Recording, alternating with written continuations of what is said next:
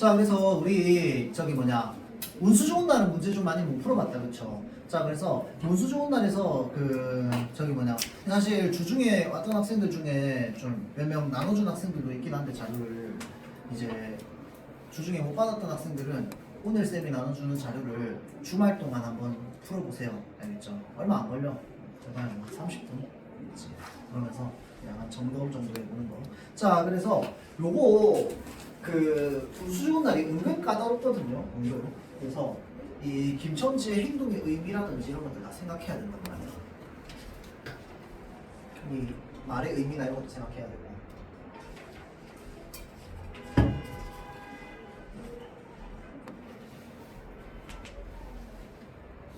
자, 그래서 다음 페이지에 8번 문제 한번 봅시다.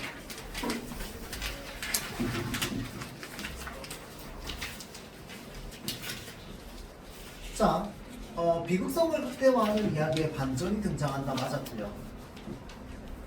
운수 좋은 날 머릿속에 떠올려 본문들 쭉. 자, 비극성을 극대화하는 이야기에 반전 등장 맞아요, 아니에요? 중 맞아, 아니야?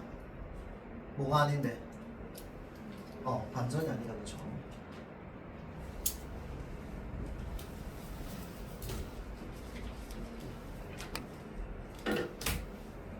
근데 반전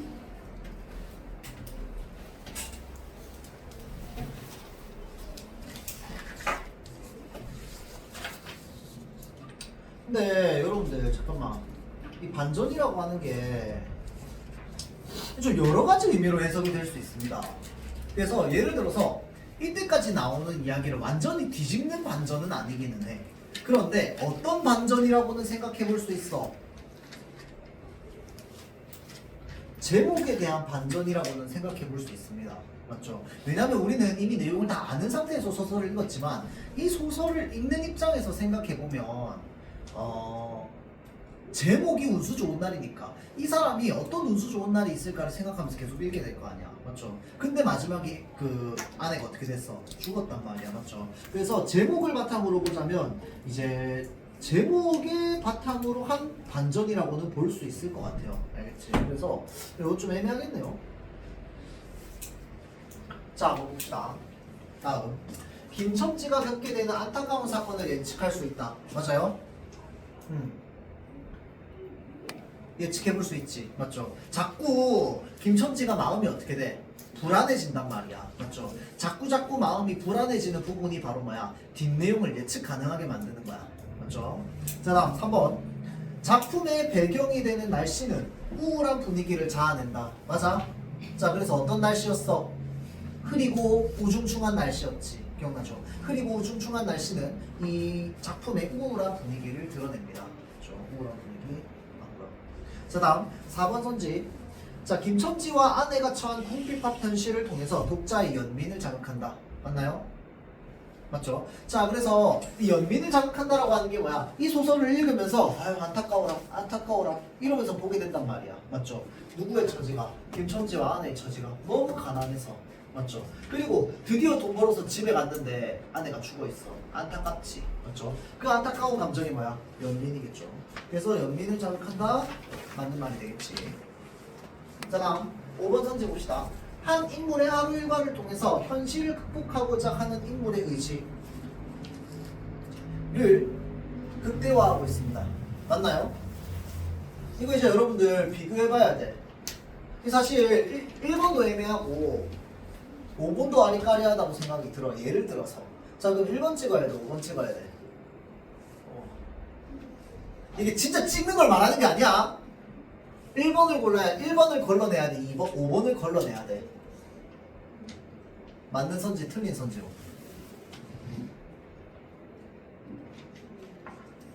중아, 이렇게 1번이랑 5번이 있어. 둘 중에 뭐 고를래? 왜? 근거가 뭘까요?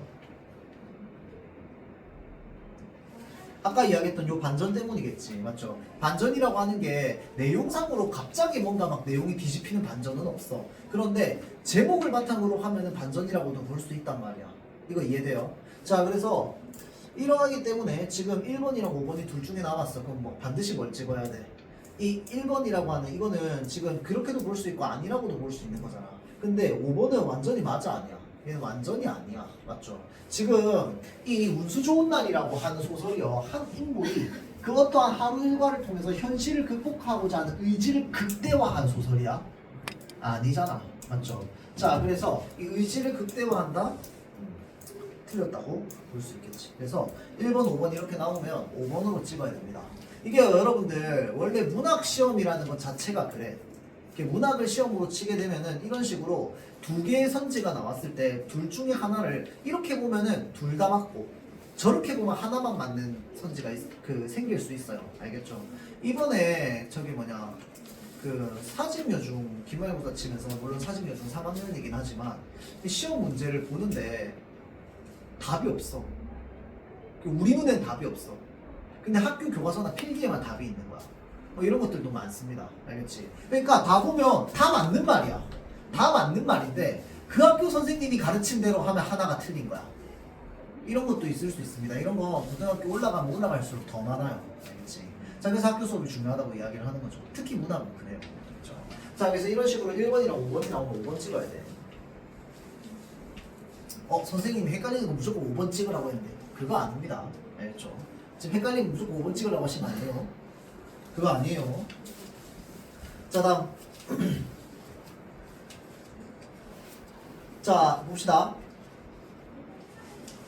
운수 좋은 날의 반어는 어디에서 발견된다? 제목에서 발견된다. 제목에 대한 이야기 하고 싶은가 보네, 거기에서. 자, 김첨지의 불행한 날을 두고 운수 좋은 날이라고 하는 제목을 붙였다. 실제로는 가장 불행한 날. 뭐 때문에? 아내가 죽은 날이기 때문에. 그렇죠? 자, 작가는 그 반대의 뜻을 가진 제목을 붙였습니다. 예를 들어 김첨지에게는 행운이 계속 찾아옵니다. 어떤 행운이 찾아와? 일을 계속해서 돈을 벌 수 있는 행운이 찾아와. 맞죠? 자, 찾아오는데 하지만 김첨지에게는 가장 큰 뭐가 기다리고 있어? 불행이 기다리고 있어. 어떤 불행? 아내의 죽음이라고 하는 불행이 기다리고 있어. 자, 그래서 그 불행이 기다리고 있습니다. 이를 통해 우리는 김첨지의 하루가 운수 좋은 날이 아니라 오히려 가장 뭐한 날? 비극적인 날이라고 생각한다. 자, 그 이유는 땡땡땡 하고 나서 김첨지의 비극적인 하루를 운수 좋은 날이라고 제목을 붙임으로써 무엇을 노린다? 반어의 효과를 노립니다. 자, 그래서 지금 기억, 니은, 디귿 해가지고 자, 여기 디귿에 뭘 써야 되는지가 나와있지. 뭐라고 적혀있어요? 기억과 니은을 바탕으로 상반되는 내용을 쓰라네. 그러면 디귿에는 어떤 문장이 들어가야 돼?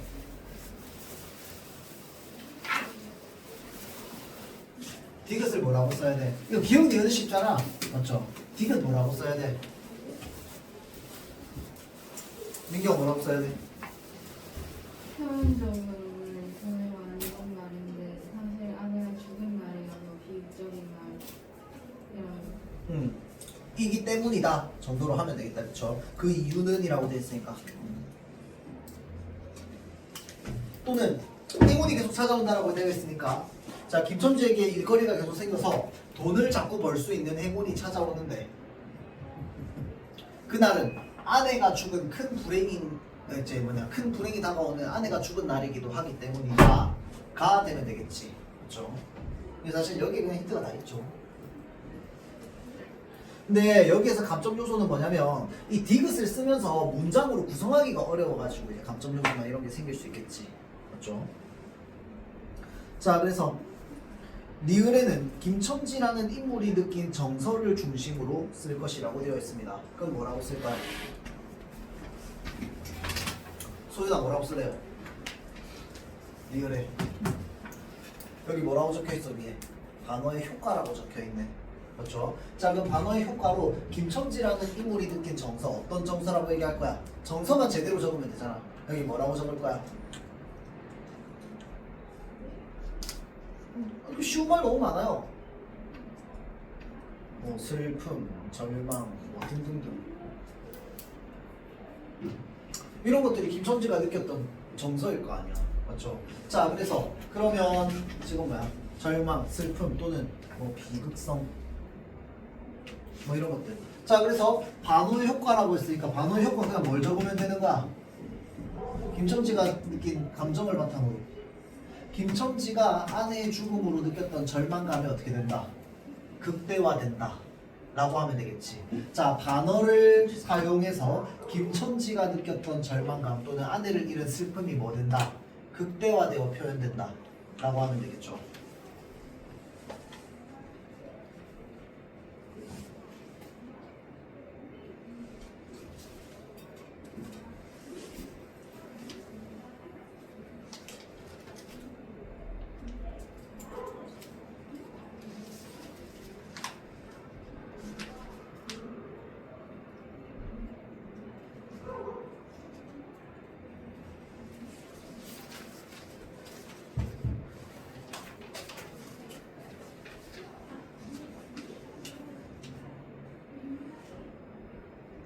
자, 지금 여기 뒷페이지 넘어와서 A와 B 봅시다. 여기 뭐라고 되어 있어요? 김첨지의 마음은 아내에 대한 안쓰러움과 걱정으로 가득합니다. 그런데 실제 행동은 그렇게 해, 안 해? 안 해. 맞죠? 아내를 대하는 실제 김첨지의 태도는 어때요? 굉장히 좀 뭐랄까 매정해 보인단 말이야. 매정해 보여. 맞죠? 자, 그래서 그게 김첨지의 속마음과 김첨지의 겉태도 사이에 반어가 있는 것입니다. 자, 그래서 이러한 아내에 대한 김첨지의 태도는 결말에서 느끼는 비극적인 정서를 더욱더 심화시킨다라고 되어 있으니까, 자, 일단 우리가 찾아야 되는 건 뭐야? 첫 번째, 김첨지가 아내에 대한 안쓰러움과 걱정을 느끼는 부분 찾는 거. 그다음 두 번째는 뭐야? 아내를 대하는 태도가 매정한 거 찾는 거. 이거겠죠. 맞죠? 자, 그러면 연결 쭉 해봅시다. 자, 김첨지가 오래간만에 돈을 얻어서 좁쌀 한 대와 10전짜리 나무 한 단을 사다 주었더니 이거 지금 안쓰러움과 걱정이 가득한 거야? 아니면은 아내를 대하는 실제 김첨지의 태도가 지금 매정한 거야? 자, 그래서 이거는 스윗한 거야, 매정한 거야? 스윗한 거야, 매정한 거야? 스윗한 거지. 맞죠? 자, 그러니까 아내에 대한 안쓰러움과 걱정으로 가득한 부분이겠죠. 맞죠? 그래서 A는 기억. 야, 기억은 A. 자, 그 다음 니은 봅시다. A. 조랑복은 할 수가 없어. 못 먹어 병, 먹어서 병. 어쩌란 말이야. 왜 눈을 바로 뜨지 못해? 라고 하는 건 A야, B야? 솔비 A야, B야? B 문장 안 보고 진짜 이거. A. 조랑복은 할 수가 없어. 못 먹어서 병, 먹어서 병. 어쩌란 말이야. 왜 눈을 바로 뜨지 못해? 라고 얘기하는 거 스윗한 거야, 매정한 거야? 매정한 거지. 그러면은 B로 가야 되겠지. 맞죠? 자, 지금 아까 A, B 얘기했다, 그쵸? A는 스윗한 거, 걱정 가득한 거. B는 뭐야? 그거랑 상반되는 거, 매정한 거. 맞죠? 이거 여러분들 혼자 풀 때는 선뜻 생각 안 날 수도 있어요. 알겠지? 생각해봐야 돼. 그냥 여기 이렇게 돼 있으니까 하고 보는 게 아니고, 요거는 그 기출 시험지잖아, 그치? 그래서 답들이 체크돼 있단 말이야. 물론 체크되어 있는 답이 틀릴 수도 있어요, 맞지? 자, 체크되어 있는 답이 틀릴 수도 있으나 어찌됐건 간에 체크가 되어 있기 때문에 우리가 볼 때 어떻게 본다? 선지를 어떻게 구성했는지, 이 선지가 왜 맞고 왜 틀렸는지 얘를 분석하는 거야. 알겠죠? 분석. 자, 다시 디귿으로 넘어갑시다. 김첨지는 알루미에 뺨을 한 대 후려 갈겼대요. 이거 스윗한 거야, 매정한 거야? 스윗한 거야? 아니지. B.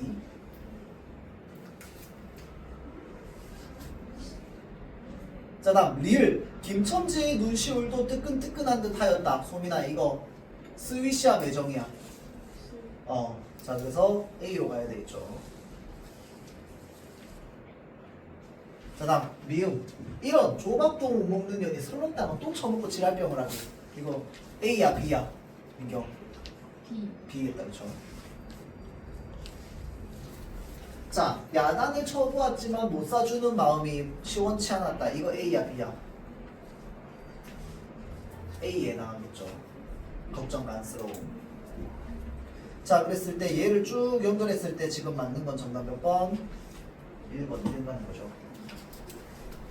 생각보다 여러분들이 혼자서 한번 해보려고 하면은 쉽게 안 떠오를 수도 있어요. 뭘 물어보는지. 그러니까 이게 뭐냐면 자료를 통해서 물어보는 의도가 무엇인지 생각하는 게 중요합니다. 알겠죠? 자, 이번에 소설 2개 들어갑니다. 맞죠? 양반전이랑 수원에 두 개 들어간단 말이야. 자 그러면 대체적으로 어떤 자료가 활용되어 있는 게 있으면 기본적으로 우리가 읽으면서 문제에서 말하고자 하는 의도가 무엇인지를 생각해야 돼. 그래서 그 의도를 바탕으로 우리가 해결을 해내야 되겠지. 문제를. 그렇죠. 자 다음 페이지.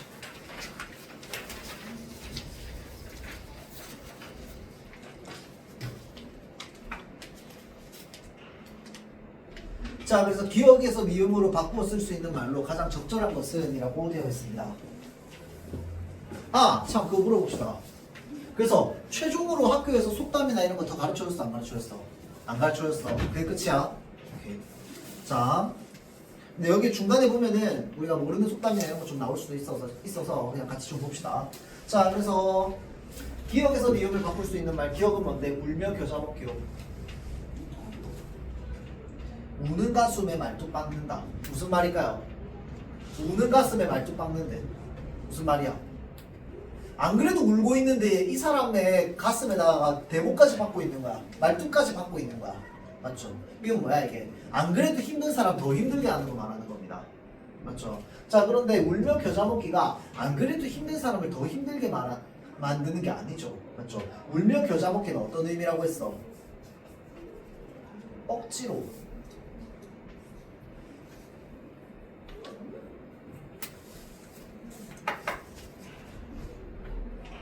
자 그 다음에 니은 숨이 끊어져서 숨이 끊어지면 뭐야? 숨이 끊어진 게 뭔데? 돌아가신 거 아니야. 죽은 거잖아. 맞지? 자 근데 숨의 턱이 차다를 숨이 끊어졌다라고 얘기할 수 있어 없어? 큰일 나요. 알겠지? 큰일 나. 자 그래서 2번 아니죠. 자 다음 3번. 자 빨리 먹은 콩밥 똥물 때 보자고 한다. 이게 무슨 말인데?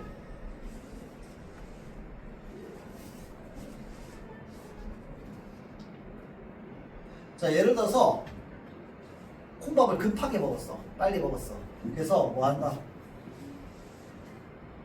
배탈 나. 그래서 똥물 때 보자고 한다 라고 얘기하는 거죠. 자 그러니까 이거는 결국은 3번 선지는 하고자 하는 말이 뭐야? 급하게 해라 급하게 하지 말라. 급하게 하지 말라 라고 얘기하는 거야. 그냥 급하게 먹지 마 라고 얘기하는 거죠. 자 그래서 급히 먹는 밥이 목에 밴다를 얘로 바꿀 수 있습니다.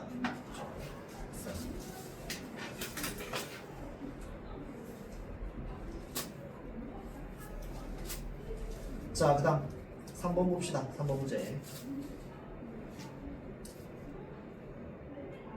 자 초고를 읽은 학생들의 조언이래요. 이를 모두 반영하여서 초고를 고쳐 쓴단 말이야. 자 그래서 반영할 건데 얘네 무슨 얘기 했는데 자 글쓴이에 대한 뭘 나타내고 싶어? 인물의 심리를 나타내는 말을 인상적으로 표현하면 좋을 것 같아. 자 그래서 뭘로 표현해보자입니까? 관용 표현으로 표현해보자. 맞죠? 자 그러면 봅시다. 지금은 쉼표가 필요할 때 라고 하면 이거는 뭐야? 관용 표현 맞아? 아니다 그쵸? 관용 표현 아니지. 요거는 그냥 뭐라 그래야 될까? 그냥 뭐 비유적 표현 뭐 이런 거지. 맞죠? 자 그래서 얘는 뭐 따로 속담 관용 표현 그 다음에 뭐 명언 격언 이런 거 아닙니다. 그렇죠? 자 그 다음 3번 선지 봅시다. 쉬운 일이라고를 누워서 떡먹기라고 고쳤어. 자 그럼 이거는 누워서 떡먹기가 종류가 무엇에 해당하는 거야? 민경아 뭐에 해당해? 속담에 해당하죠. 그래서 아닌 거죠. 자 고쳐 쓰는 거는 쉬운 일이라고를 누워서 떡먹기라고 하면 돼. 의미는 맞아. 맞죠? 근데 여기서 말하고자 하는 건 뭐야?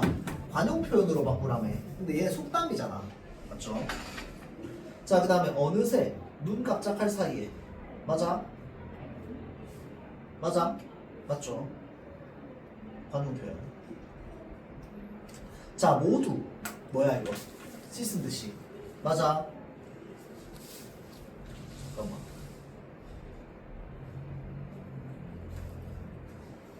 씻은 듯이. 오케이. 자 그러면 얘는 무엇에 해당할까요? 종류 뭐야? 종류 솔비 씻은 듯이 종류 뭐야? 그렇지 관용 표현. 자 그럼 2번 선지 보세요. 혀를 차다. 소민아 이거 무슨 표현에 해당해? 혀를 찾아. 관용 표현. 그럼 여기서 이제 어떻게 찾을 건데? 어디로 찾아가야 돼? 중아 뭐로 찾아가야 될까요? 그렇지. 인물의 심리로 가야겠지. 맞죠? 자, 그래서 인물의 심리를 나타내는 말을 인상적으로 표현하고 싶다잖아. 맞죠? 근데 지금 여기에 뭐라고 적혀 있어? 글쓴이에 대한이야. 맞죠? 그러니까 글쓴이에 대한 인물의 심리야. 여기에 지금 이 글에 사람 두 명 누구 나와? 글쓴이랑 또 누구 나와? 종 누구 나와? 아버지 나오잖아. 맞지? 그러면 뭐야? 글쓴이에 대한 인물의 심리니까 이 인물은 누구 얘기하는 거야? 아버지. 아버지 얘기하는 거지.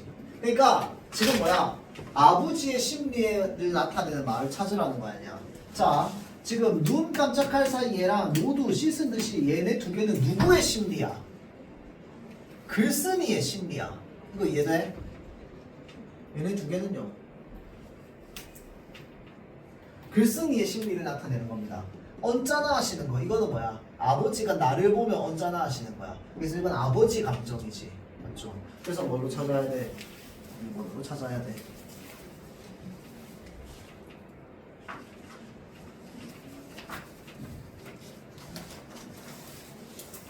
자, 다음. 그러면 요거는 넘어갑시다. 요거는 뭐 어차피 새로운 속담 안 하니까. 그렇죠?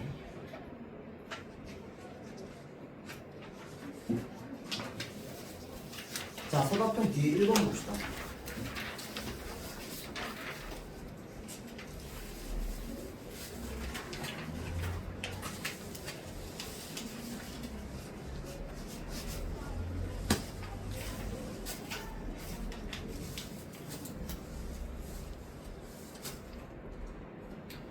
자, 관용 표현에 활용될 신체 기관, 그러니까 신체 기관을 이용해서 관용 표현을 만들어 보래요.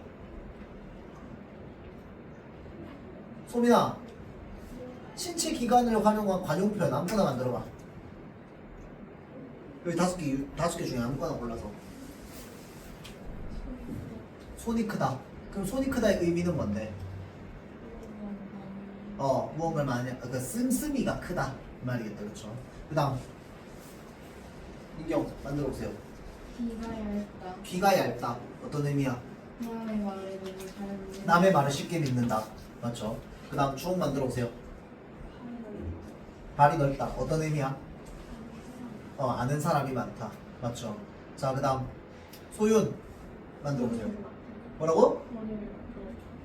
오, 그렇지. 머리를 맞대다. 어떤 의미예요? 뭐라고요? 그렇지. 함께 협의한다. 맞죠? 그 다음 나연. 귀가 가렵다. 무슨 뜻이에요? 남이 자기 얘기를 하는. 잘하는데 생각보다.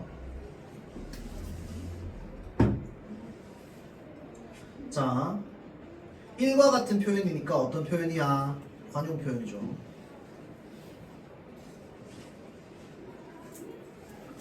자, 지금 봐봐. 사용하지 않았을 때랑 사용했을 때 비교하는 거니까 결국 여기에 뭘 적으라는 거야? 관용 표현에 효과적으로 하는 거네. 맞죠? 소민아, 관용 표현의 효과면 뭐 있어? 관용 표현의 효과.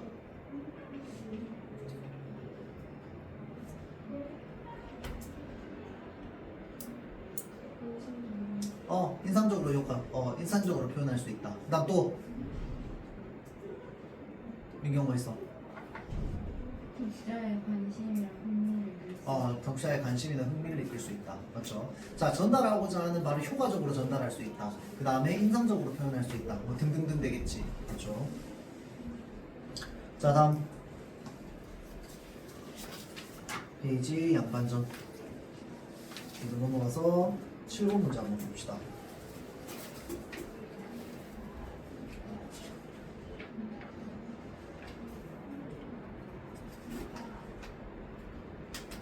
이게 사실 작년 여러분들 이거 2학기 2학기 시험이 이거 작년 시험인데 사실 꽤 어렵거든요. 자, 7번 한번 보세요. 윗글을 읽고 작품 속 인물과 사회의 모습을 파악한 것이라고 되어 있습니다. 자, 지금 1번 부자는 자신의 처지와 다른 대접을 받는 양반을 존경해서 양반 신분을 사려고 한다. 맞아요? 아니다. 그쵸? 뭐가 틀렸어? 존경이 틀렸어. 그쵸? 자, 다음 2번 양반은 어질고 독선을 즐겨하고 경제적 수완이 뛰어나서 자신의 신분을 팔게 되었다. 뭐가 틀렸어요? 그렇지. 경제적 수완이 틀렸다. 그쵸? 자, 다음 3번 군수는 양반과 부자의 신분 거래를 공정하게 처리하기 위해서 증서를 작성한다. 맞나요? 그래서 요거 증서 작성할 때 뭐 가지고 와? 마을 사람들만 모으는 거야. 맞죠? 마을 사람들 모아서 처리합니다. 맞죠? 자, 다음 4번 양반의 권위가 점차 강화되어서 양반이 많은 사람들의 존경을 받는 시대였다. 맞아요? 아니다. 그쵸? 양반이 존경받는 시대가 아니었으니까 이런 시대가 뭐겠지. 자, 다음 5번 당시 사회는 원활한 경제활동 독려를 위해서 신분을 사고 팔 수 있었다. 맞나요? 그거는 아니다. 그쵸?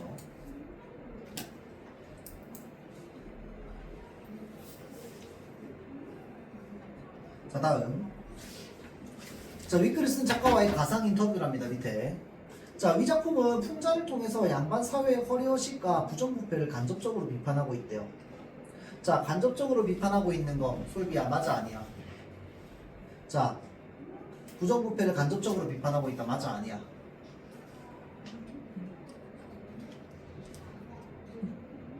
풍자를 통해서 양반 사회의 허례허식과 부정부패를 간접적으로 비판하고 있다. 맞아 아니야? 맞지? 맞죠? 자, 풍자라고 하는 건 이제 간접적으로 비판하는 겁니다. 맞죠? 직접적으로 비판하는 거 아니라고 했죠. 자, 다음 니을 봅시다. 자, 작품을 감상하는 독자로 하여금 웃음을 유발해서 당시 사회를 바로잡고 개선하고자 하였다. 맞나요? 맞지? 자, 지금 이게 작가와의 인터뷰잖아. 작가와의 인터뷰. 그러니까 작가의 관점에서는 그렇게 볼 수 있죠.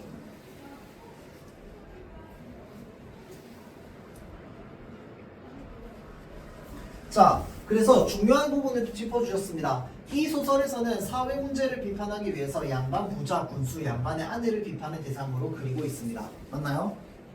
그러면 뭐라고 해야 돼 이거? 중화 뭐라고 붙이면 될까요? 양반의 아내는 빼야 되겠지. 그렇죠? 자, 그래서 지금 박지원 입장에서는 둘 다 문제야. 맞죠? 신분이라는 건 하늘이 준 건데 지금 사고 팔았다는 거. 맞죠? 자, 그래서 자, 비판의 대상으로 그리고 있습니다. 양반의 아내가 빠져요. 정확하게 말하면. 맞죠? 자, 그 다음 양반 신분 거래를 통해서 당대 사회의 문제점을 드러내고 있다. 맞나요? 맞죠? 자, 그래서 풍자를 활용해서 독자들로 하여금 현재를 살아가는 사회의 모습을 예리한 눈으로 통찰할 수 있게 해준다. 이거 쌤 지난번에 얘기했죠. 자, 우리에게 통찰을 가져다 주는 이유가 뭐 때문이라고 했어? 풍자에 뭐가 담겨 있어서? 3주째 얘기하는데 오늘 얘기하는. 풍자에 어떠한 성질이 담겨 있어서 우리로 하여금 지금 시대를 통찰할 수 있게 해줍니까? 통찰이 꿰뚫어 보다잖아. 소윤아, 뭐 때문에 통찰할 수 있게 하는 거야? 풍자의 어떤 성질 때문에?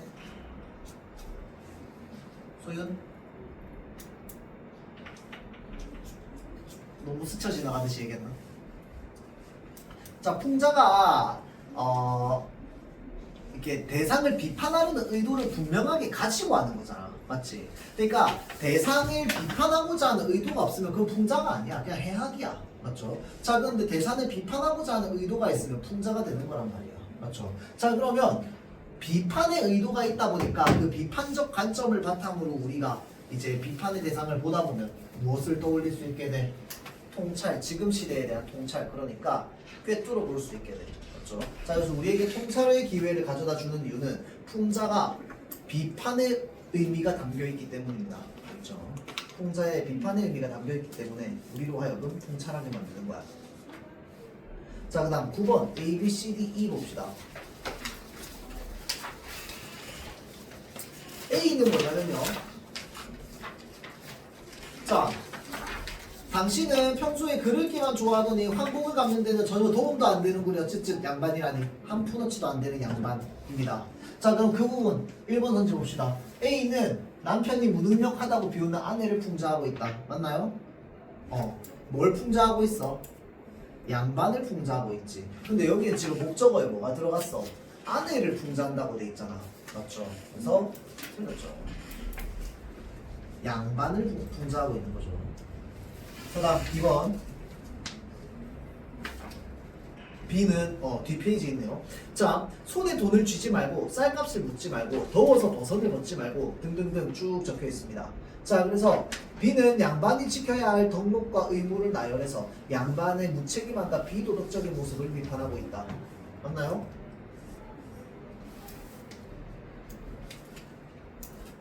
맞아. 뭐가 아닌데? 소민아, 뭐가 아니야? 무책임함과 비도덕적인 모습이 아니야. 그럼 얘를 바꾸려면 어떻게 바꿔야 돼? 그렇지. 양반의 허례허식.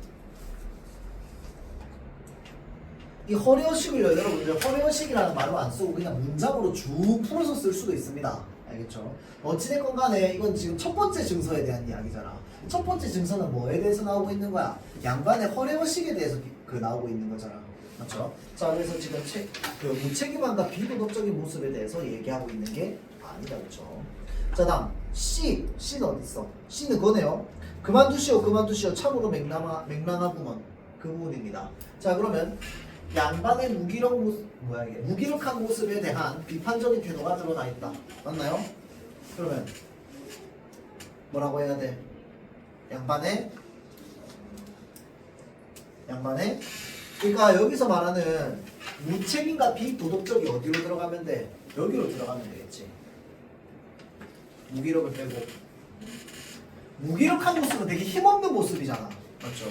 자, 그래서 이 소설에서 그거를 비판하고 있는 게 아니라 이제 무책임하고 비도덕적인 태도를 비판하고 있는 거죠.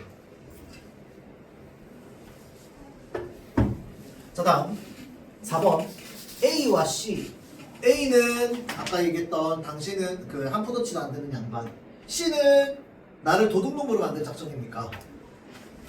A와 C는 양반의 모습을 조롱하고 비하하는 표현을 사용해서 양반의 분응함과 부정적인 모습을 비판하고 있다. 윤경아, 맞아?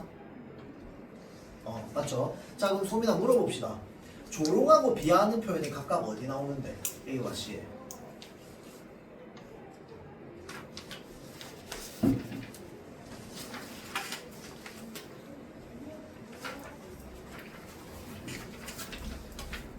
A와 C에 각각 어디 나와? A는 그치, 한 푼어치도 안 되는 양반. 그 다음에 C는 쉽지. 도둑놈. 맞죠? 한 푼어치도 안 되는 양반, 도둑놈. 이게 바로 뭐야? 양반을 조롱하는 단어입니다. 그렇죠? 양반을 조롱하는 단어. 자, 그래서 무능함과 부정적인 모습 비판하고 있죠. 자, 다음 5번 B와 C는 양반의 횡포를 구체적으로 드러내서 독자로 하여금 양반의 부족한 양심을 꼬집고 있다. 자, 아까 B는 뭐라고 했어? 양반이 지켜야 되는 허례허식에 대한 부분이었습니다. 허례허식. 맞죠? B의 양반의 횡포 드러나 안 드러나? 안 드러나. 맞죠?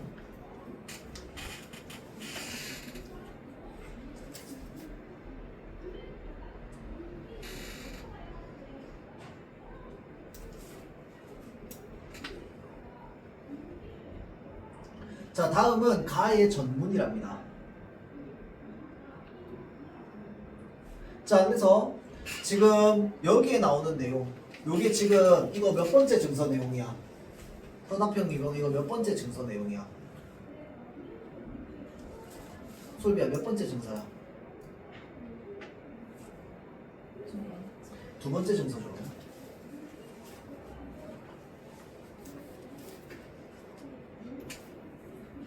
자, 그래서 가의 전문을 참고해서 지금 여기 뭐라고 되어 있어? 자료 살펴보라고 되어 있지. 그러니까 지금 요 시험 때 자료를 되게 제시를 많이 하거든요. 이렇게 자료 나오는 스타일이 보통 고등학교 시험에서 이렇게 많이 나온단 말이야.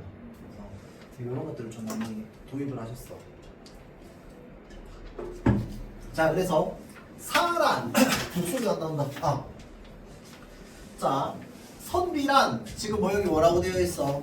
벼슬이 어떻게? 하늘이 내렸다고. 사고 팔 수 있어 없어?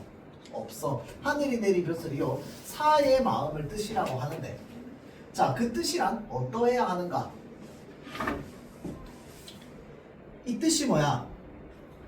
선비가 추구해야 할 정신인 거야. 맞죠? 그 뜻이 어때야 되는데 권세와 이익을 꾀하면 돼? 안 돼? 안 돼. 권세와 이익을 꾀하지 아니하여야 됩니다. 자, 출세에도 사에서 벗어나지 않으며 곤궁에도 사의 도리를 잃지 않고 이름과 저리를 거짓으로 꾸미지 않아야 됩니다. 문벌과 지체를 재화로 삼아 대대로 이어온 덕을 팔아먹는다면 장사꾼과 무엇이 다르겠는가? 그래서 뭐 한다? 양반점을 짓는다 라고 되어 있죠. 자, 그러니까 지금 이 박지원의 글을 바탕으로 볼 때 비판의 대상 누구야? 비판의 대상 누구야? 민경 누구야? 양반. 양반. 끝이야?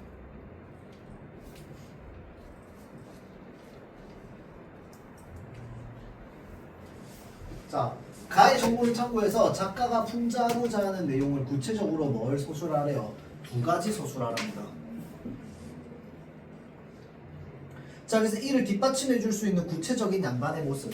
구체적인 양반의 모습이야. 여기 이거 증서에서 찾으면 되지. 맞죠? 증서에서 찾으면 되고. 자, 두 가지 각각 전문을 참고해서 작가가 풍자하고자 하는 내용 뭐야? 자료를 바탕으로 보자면 일단 양반 풍자하는 거 맞아. 누구도 풍자할까요? 부자도 풍자하고 있습니다. 이건 지금 여기에 나와 있는 내용이요. 양반이랑 부자 둘 다 이렇게 살면 안 된다고 얘기하는 거야. 왜 그런데? 선비 이게 뭐야? 양반이잖아. 어떤 벼슬이라고? 하늘이 내린 벼슬이라고. 그럼 신부 사고 팔면 돼? 안 돼? 안 돼. 자, 그런데 부자가 처음에 양반이 되려고 했던 이유는 뭐야? 자기에게 뭐가 되고 싶어서? 이익이 되고 싶어서. 맞죠? 근데 여기 뭐라고 돼 있어? 진정한 양반은 뭐 해야 된다? 권세와 이익을 꾀하지 않아야 된답니다. 맞죠? 그러니까 걔가 돈 주고 양반 샀다고 해서 진정한 양반이 될 수 있다 없다? 없다고 얘기하는 거지. 맞죠? 자, 그래서 출세에도 사에서 벗어나지 않으며 곤궁에도 사의 도리를 잃지 않고. 자, 봐봐. 곤궁이 가난이란 말이야. 맞죠? 곤궁에도 사의 도리를 잃지 않고. 그 말은 무슨 말이야? 아무리 가난하다 하더라도 뭐 한다? 선비로서의 도리를 잃지 않고. 자, 그런데 이 소설에서 양반 선비로서의 도리 잃었어 안 잃었어? 잃었지. 어떻게 잃었어? 자신의 신분을 갖다 팔았잖아. 그 행동은 마치 뭐와 똑같은 거야? 장사꾼과 같은 거란 말이야.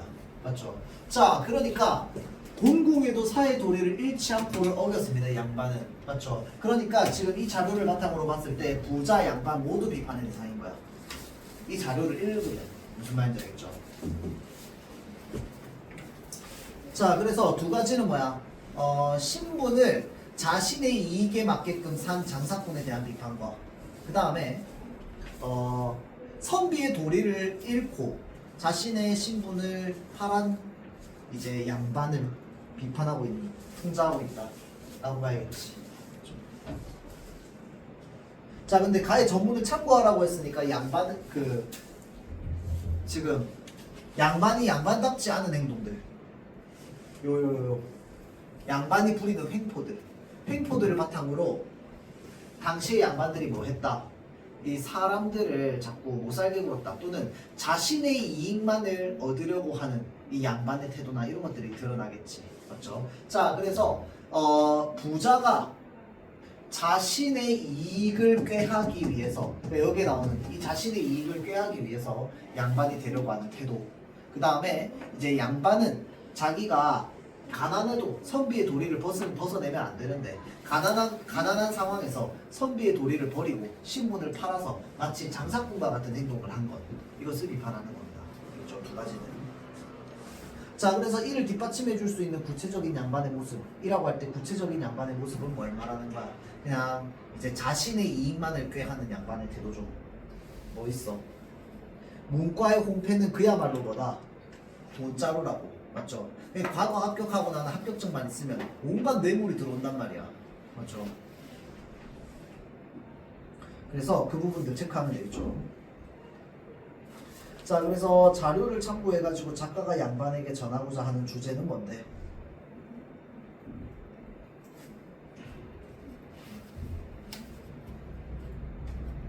그러니까 자신의 이익만을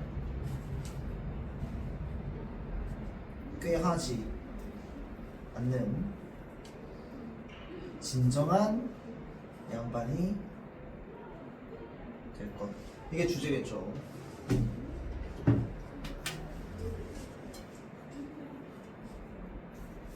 될 것을 주제로 했다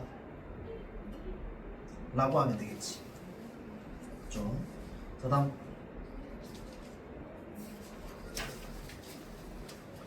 뒤에 양반전도 봅시다.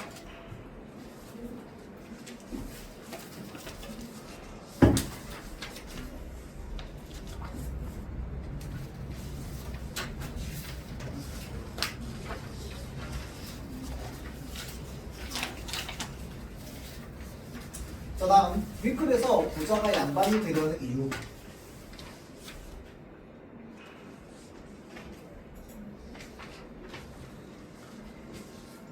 자, 가난해도 청렴한 양반의 모습이 존경스러워서 맞아? 아니다, 그쵸? 그 다음 항상 귀한 대접을 받는 양반의 빚을 대신 갚아주기 위해서이다. 맞나요? 아니죠. 자, 대신 갚아주기 위해서이다가 아니고, 자, 항상 귀한 대접을 받는 양반의 신분을 사기 위해서 빚을 대신 갚아준 거지. 문장이 그렇게 돼야 되지. 맞죠? 자, 다음 3번. 신분에 대한 자부심으로 늘 겸손한 양반을 본받고 싶어서이다. 맞나요? 아니죠. 그런 양반 되고 싶지 않습니다. 그렇죠? 자, 다음. 돈이 많지만 항상 천한 대접을 받는 것이 서럽고 한에 맺혀서. 이거는 본문에 나와 있었습니다. 맞죠? 자, 그래서 우리는 돈이 많아도 항상 무슨 대접을 받는다고? 천한 대접을 받는다고. 맞지? 그래서 양반이 지나가면 항상 뭐 해야 된다고? 절해야 된다고. 맞죠? 그래서 맞죠? 자, 명예보다 물질을 더 중요하게 생각하는 부자들과 갈등을 피하기 위해서 한 거야? 아니다, 그쵸? 자, 그 다음에 요거는 6번 어휘 문제인데 넘어갈게요. 나중에 한번 살펴보세요. 어휘. 근데 진짜 뜬금포로 어휘 문제 갑자기 나올 수 있습니다, 여러분들. 알겠죠?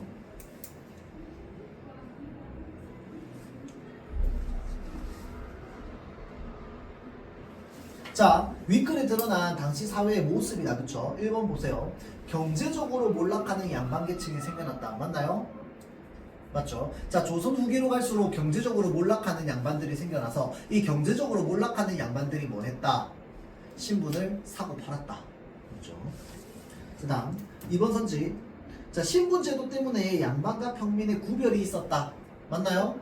맞죠? 양반과 평민의 구별이 있었기 때문에 뭐 하는 거야? 지금 이 부자 입장에서 양반을 살려고 하는 거지. 그렇죠? 자, 다음 3번. 부자의 평민들에게 부당한 횡포를 당하는 양반계층이 많았다. 맞나요? 아니다, 그쵸? 부자의 평민들에게 양반이 부당한 횡포를 당할 수가 없었겠지. 그쵸? 자, 그럼 얘를 문장을 바꿔봅시다. 양반계층에게 부당한 횡포를 당하는 부자인 평민이 있었다. 맞나요? 중어 맞아? 자, 문장을 양반계층에게 부당한 횡포를 당하는 부자인 평민들이 있었다. 맞아? 맞지. 그래서 이 부자가 맨날 뭐해? 우리는 돈이 많음에도 불구하고 항상 천하게 행동해야 된다 라고 얘기하잖아. 맞죠? 그래서 횡포를 당하는 이제 부자인 평민도 있었겠지. 그렇죠? 그렇게 하면 맞는 말이 됩니다. 자, 그 다음 조선 후기 양반의 권위가 점점 사라진다. 맞아, 틀려? 맞죠? 양반의 권위가 점점 사라지니까 사람들 입장에서 뭐 하고 싶어? 오씨, 나도 돈 써가지고 양반 한 번 되고 싶은데? 가 되는 거지. 양반이 진짜 하늘 같아가지고 도저히 쳐다볼 수도 없는 시대였다면 양반이 되고자 하는 마음도 먹었을까요? 안 먹었겠지. 그런 생각 할 수도 없었겠지. 그런데 양반 별거 아니네 라고 생각하니까 뭐가 되는 거야? 돈 주고 사고 팔 수 있는 게 되는 거야. 그렇죠? 그래서 맞는 말이야. 자, 다음 부를 축적한 평민계층이 등장해서 신분 질서가 동요했다. 동요가 무슨 말이야? 동요가 무슨 말인데?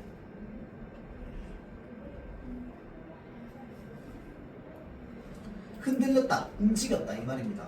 맞죠? 자, 그래서 부를 축적한 평민계층이 등장해서 신분 상승을 하려 하여서 신분 질서가 흔들렸다. 맞죠? 자, 그래서 이때 당시 여러분들 그 신분이 갈아치우는 걸요 되게 많이 했습니다. 사람들이 되게 많이 했어요. 그래서 사실은 왜 좀 비꼬는 말로 뭐 이런 것도 있죠. 뭐 예를 들어서 우리 집안 이러면서 왜 우리나라 사람들은 막 가문, 집안 이런 거 따지고 중요하게 생각하잖아. 과거의 사람들. 근데 사실은 그 사람이 200년만 거슬러 올라가도 그 사람의 조상이 그 성씨가 아니었을 가능성도 되게 높습니다. 되게 많이 바꿔가지고. 근데 나라에서 그럼 이걸 막았을까요? 안 막았을까요? 안 막았습니다. 왜 그렇게요? 저런 이 소설에 나오는 그 양반들처럼요 경제적으로 무능한 양반이 너무 많다 보니까 얘네들이 빚이 너무 많은 거야. 그래가지고 나라에서 이 빚을 못 돌려받잖아. 근데 부자처럼 이렇게 대신 갚아주면 빚을 돌려받을 수 있잖아, 나라 입장에서. 그러면 세금이 많이 확보되거든요. 그래서 나라 입장에서도 되게 바람직하지 않은 일인데 세금을 많이 확보하기 위해서 그냥 눈 감아줬습니다. 알겠죠? 자, 그래서 신분 질서가 종료했다. 맞는 말. 정답은 3번이 되겠죠.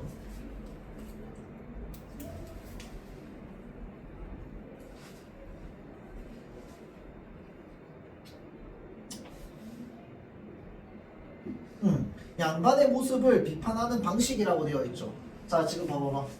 지금 양반전에 반어법 사용되어 있어, 안 되어 있어? 안 되어 있습니다. 맞죠? 양반전에는 뭐만 나와 있어? 풍자만 나와 있어요. 풍자.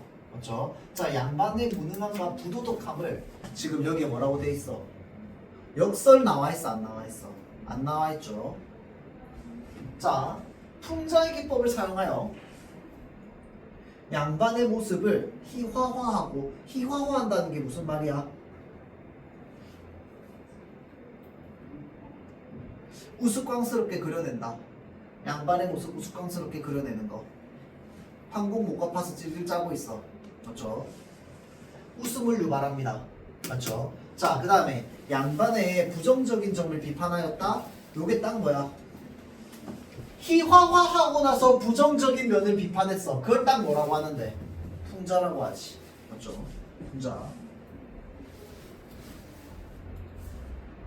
자, 다음 4번 선지 보세요. 간접적인 비판으로, 풍자는 간접적인 비판이라고 했어요.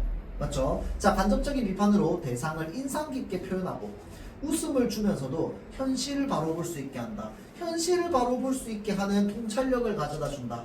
비판을 통해서. 맞죠? 이거 아까 얘기했습니다. 그래서 정답이 3, 4번이 돼야 되겠지.